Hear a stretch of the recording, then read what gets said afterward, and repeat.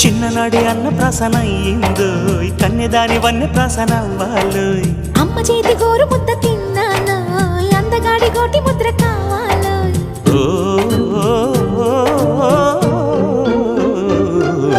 కాస్త నన్ను నువ్వు నిన్ను నేను కోరుకుంటే కోరుకున్న చోట నువ్వు నేను చేరుకుంటే చేరుకున్న చోట ఉన్న దీపం మారుతుంటే ఆరుతున్న వేళ కన్నెకాలు జారుతుంటే